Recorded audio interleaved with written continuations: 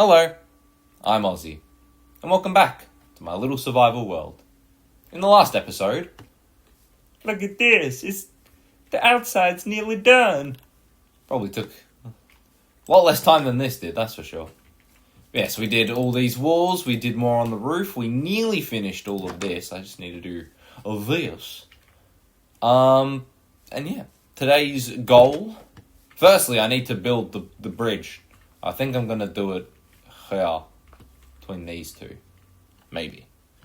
But whatever the case, we'll build our little building connection. But also the roof. I want to get all of this exterior done. Yes, it's going to require a bit of resource gathering, but that's okay. And we had quite the haul. We had quite the haul of iron from last episode, which has all been smelted away, which means I won't feel as guilty making like 5 pickaxes to get all the cobblestone we need. I don't need to feel guilty, because I've got iron. But yeah, I'm going to quickly put some of this down. That. Actually, no, keep those. We need those. Those can go, and that can go. Yeah, put those away. And that away too. Okay, so let's have that. I like to have tools in this area. Then all that over there, and that can go there.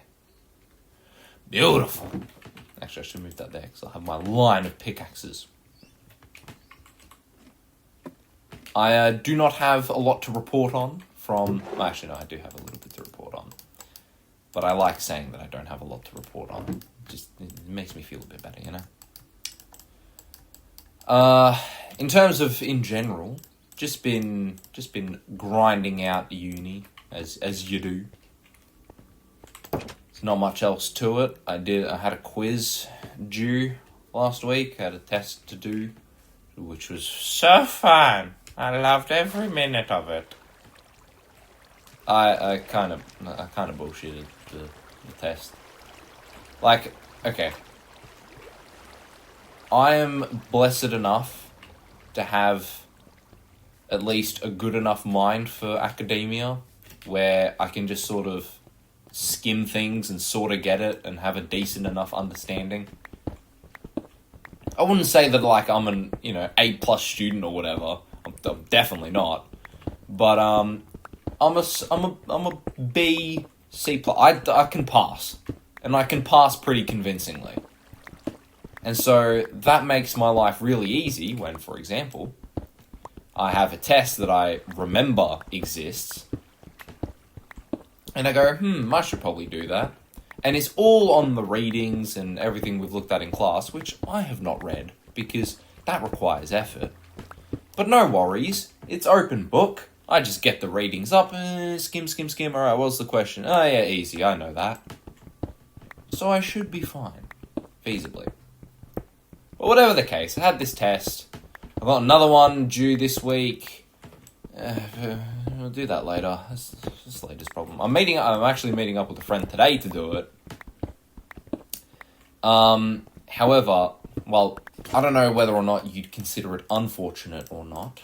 But fortunately for me, my friend is a bit of a heavy sleeper, a bit of a late riser, which means I've got a lot of time. I haven't even heard from him yet to say, hey, ready to go when we meeting up. Like, I haven't even heard from him. Which is, like, it sucks, but it's also really good. Because now I can record. And I don't have to worry about him being like, hey, yo, where you at, man? I'll be like, sorry, man, I'm just recording. Give me another half hour. Yeah, we're going to meet up today to do this test because we both take the same unit. It's a music history class, in essence. So that'll be easy enough. But other than that, I've got... Okay. I don't recall, if you guys recall, from the last episode, I mentioned how one of my co-workers at work had to take the shift off on Saturday, which is a very busy night, usually. The Saturday has come and gone. And my reflections are, it was absolute torture. It was terrible. Like, okay. I sort of went into it in the last episode, where I was talking about how, like, you know, the episode before, I can't remember, honestly. But, like, I've spoken about it before, how, you know, we'd be sort of understaffed, and it was kind of convenient how, you know, one of my previous co-workers, or even one of my friends who tried to get a job there, we weren't busy enough for them to have a job, but then all of a sudden, my co-worker has to take the shift off, and suddenly we're screwed if if anyone else takes the shift off. Like, you know, how about you just hire another, front staff worker? But whatever the case, we had the shift. We had the infamous shift. And it was straight out of hell.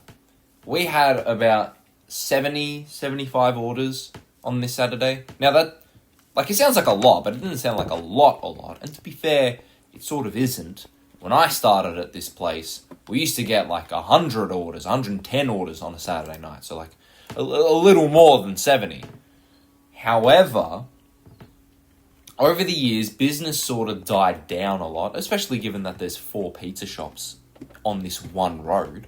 Yeah, people are going to have their preferences. But whatever the case, usually we get about 45, at most 50 orders on a Saturday, right? So to get 75 was quite an accomplishment, right? So there's that. But the biggest problem were the pastas. Now, I'm an Italian, right? I love me a good pasta, right? I love making it, I love cooking, I love eating it. Pasta is my life, right? However, pasta at work is a little different to pasta at home. And so here are my big gripes and why it made this Saturday just absolute torture, right? So, there's a few things I need to address before we really get into it, right? The first, we have 5 pasta types at the shop. We got gnocchi, we got ravioli, we got fettuccine, we got spaghetti, and we got penne, right? We technically also have lasagna, but that's sort of like a separate thing, so you can imagine why. But those are the 5 main pasta types. Second thing, the spaghetti, fettuccine, and penne are all pre-cooked. We do a big batch, we cook up we get a real big pot, and we cook it all up, and then measure it out into containers, and then freeze them. Now, before anyone gets worried about how fresh that might be, we run out, maybe not quickly, but it doesn't last forever, and so usually they only stay in the freezer, I'd say, for about 2 weeks, at most. Obviously, it can be a bit longer than that, but usually that's roughly the amount before we have to do another batch of pasta. I'll put it that way. Whatever the case, those 3 of the 5 get pre-cooked. The gnocchi and the ravioli don't. This is going to be a very important distinction. Furthering on, the next point to note is we don't really have a lot of pots. Feasibly, by my standards, we have 2. Well, we have 1 by my standards. We technically have 2. However, the handle's broken on the second one. So you can't really put that on the stove unless you want to burn your hand off. So by my standards, I don't think it's a pot. You feel me? I don't think it's a pot by that metric. But whatever the case, we got essentially 1 pot. That's not so much of a problem for the fettuccine, because you can just chuck that in a bowl. The fettuccine, the spaghetti, the penne, because it just has to defrost, you don't have to cook it. You can just chuck that in a bowl, some really hot water, boom, done. But for the gnocchi and the ravioli, that can be a little bit of a problem. And last but not least, we have, imagine this is the stove. We got 1, 2, 3, 4, 5, 6. I don't know what they're called. What the fuck are they called? Editing me, can you actually search it up and put it in? Whatever where the fire comes out of, right? It's a gas stove, whatever part of the stove that is, right? So we have 6 of them.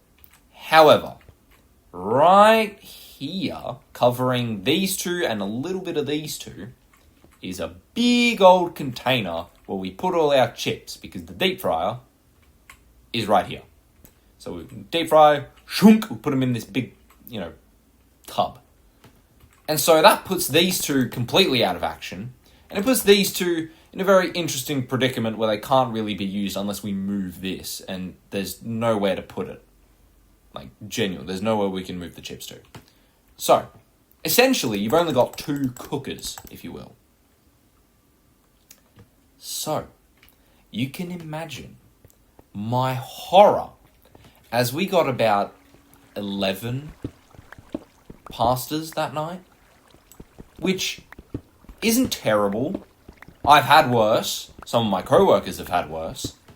However, when you've only got 1 pot, 2 cookers to put it on, and 4 of them are ravioli,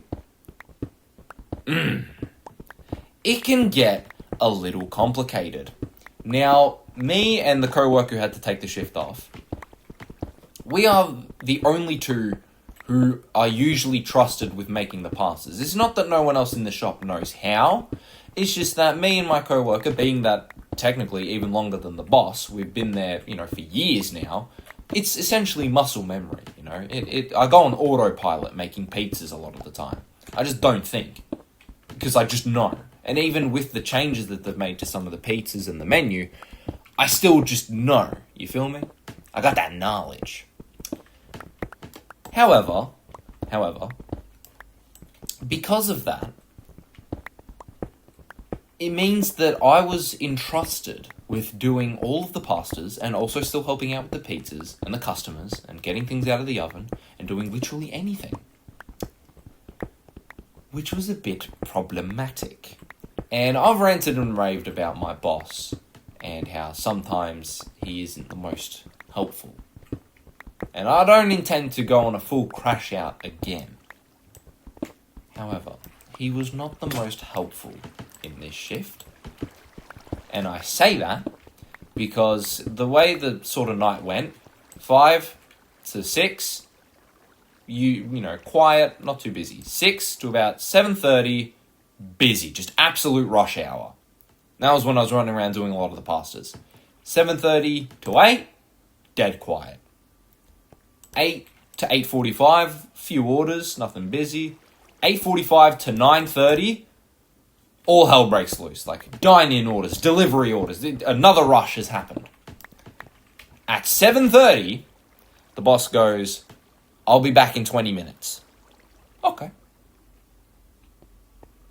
At 9:30, the boss walks back into the shop holding a bag of Guzmini Gomez. This man went and got food. I get it. Okay, it was quiet. It died down. The rush was over. But why? It's a dinner service job.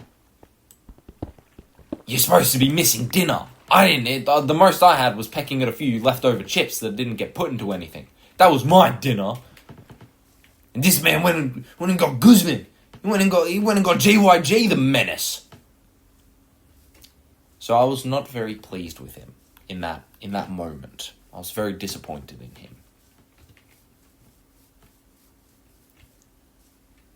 But, it's whatever. The night is over. I survived. It's all that matters. I don't care. I do not care. Okay. Now, let's get to building. I'm probably going to go montage time because, frankly, I don't have a lot to... that was the big story. That was the big story of today. So I don't really have a lot to say or to add. So until then, I'm just going to build. And, we can all sing Kumbaya. So yeah, we still got... Okay, Leave it in the comments if you think you have an idea for what we should call editing me. Because, like, I'm kind of tired of calling myself editing me. Like, I want to have a nickname or something. So if you have any good ideas, leave them in the comments, please. Like, genuinely, leave them in the comments. I want some ideas. But whatever the case is, you know what to do, future editing me. Cue the music.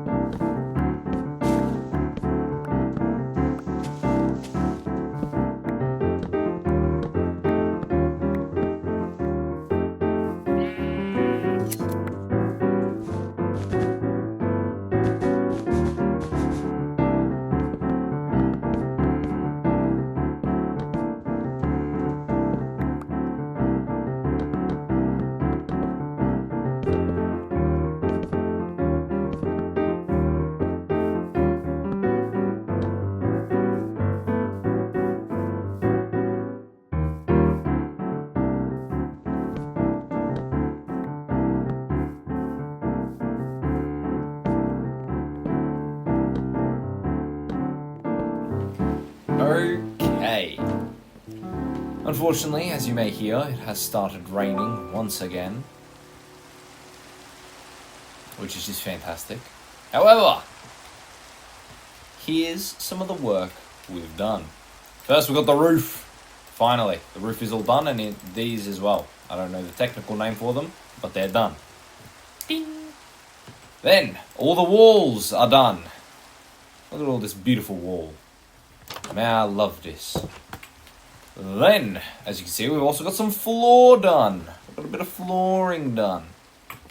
And last but not least, we've got the walkway. This will probably be a stair and then a door on either side. And that is how you'll be able to traverse from one point to another. Now, I do want to fill in this gap at some point with something. What that something is, I have no idea. But that's future me's problem. No, wait, no, not editing me, but no. Like the next time I record, it's his problem, not you. No, I'm sorry. I know that must be confusing, but whatever the case, I'll fill in this at some point. I will also make something here. I know I was gonna divvy these up as rooms. And then down here is where the pub is. And then maybe something over here as well. But I'm not sure if it'll just be more rooms or reception or whatever.